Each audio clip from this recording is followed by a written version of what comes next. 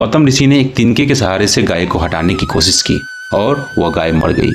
अब इस चीज को लेकर सभी ऋषि और ऋषि पत्नियां और उनके शिष्य आकर उन्हें दोष देने लगे कि आप गौ हत्यारे हैं, आप पर गौ हत्या का पाप है, अगर आपको कोई देख लेगा तो उसको भी पाप चढ़ जाएगा, इसलिए आप यहाँ से चले जाओ और अपना प्रायश्चित करो और फिर वापस आओ।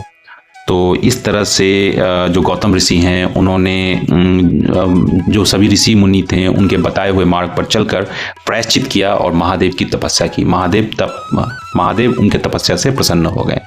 उन्होंने महादेव ने कहा कि तुम वर मांगो।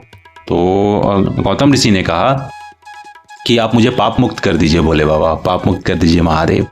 महादेव ने कहा आप पहले से ही पाप मुक्त हैं, वो ऋषियों ने आपके साथ कपट किया था, छल किया था।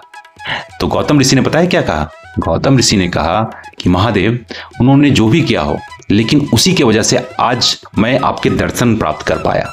ये उनके वजह से ही हुआ है, ये उनका उपकार है मेरे पे।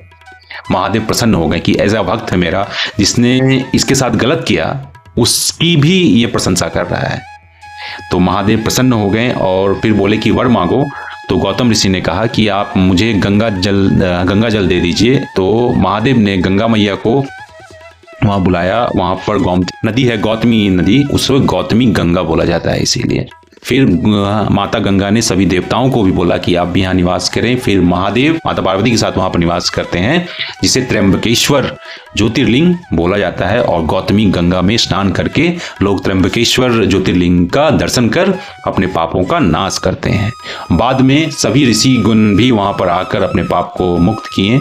और भी एक कथा प्रचलित है दोस्तों, जो श्री शिव महापुराण पे दी गई है इस प्रसंग से लेकर, त्र्यंबकेश्वर ज्योतिर्लिंग से लेकर, वो मैं आपको अगले भाग में बताऊंगा। हर हर महादेव।